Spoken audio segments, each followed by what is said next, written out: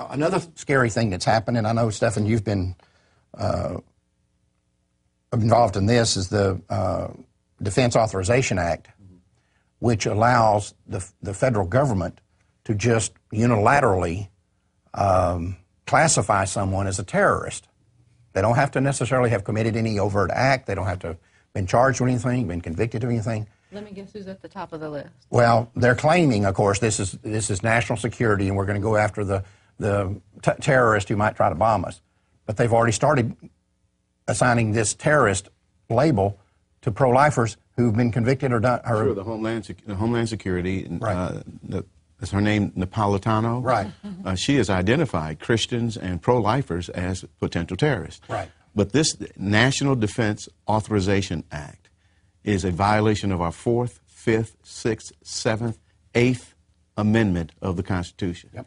It eliminates habeas corpus, that we don't have a right to free trial, and they can hold us indefinitely in jail until they determine that we are a terrorist or not. Yep. And that could be a long time. A long time. Who's well, fighting that? 1 minute under those conditions in jail would be a long time. Mm-hmm. No, it's already passed the Senate. Right. And it's up for approval. I think it's gone back down to the House, and there may be some reconciliation. We're hoping that the Tea Party representatives in the House will challenge that language.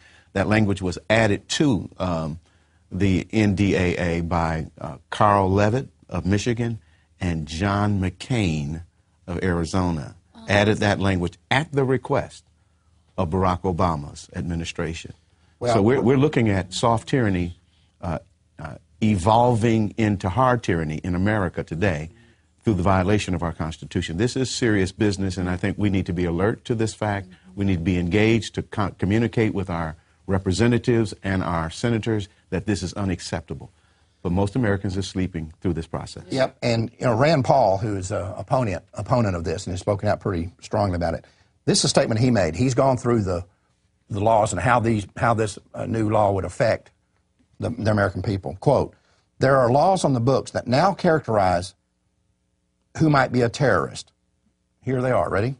"Someone missing fingers on their hands is a suspected terrorist, according to the Department of Justice. Someone who has guns, someone who has ammunition that is waterproofed, someone who has more than 7 days of food in their house is eligible to be considered a potential terrorist." You are kidding me. No. When Napolitano came up with these definitions for Homeland Security, I wrote and put up on the Black Pro-Life blog an article titled "Labeled to Intimidate." They intimidated, they labeled the veterans coming home from wars, they labeled Christians, pro-lifers, all of that. And it was all designed to intimidate us. And I went to a pro-life organization in Washington, D.C. that Johnny, you brought me to that organization and said, look, we need to respond to this, and we need to respond now in the same way that the veterans responded. If you remember, the veterans were very upset with that labeling. And they went out into the media and challenged it, and Janet Napolitano backed off that definition. But the Christians and the pro-lifers never said a word, and they allowed that definition to go forward. That's very dangerous. Is this anything like RICO? Because they labeled us under they that. just out lied about RICO. They're making their intentions very clear right here to me. This is not subterfuge here. RICO was a situation where they took laws that were put on the books to go after organized crime and perverted them to go after Joe Scheidler and other innocent pro-lifers who've not been convicted of anything. So that was a perversion. But they're open about this. If this is allowed to go forward, we got nobody to blame.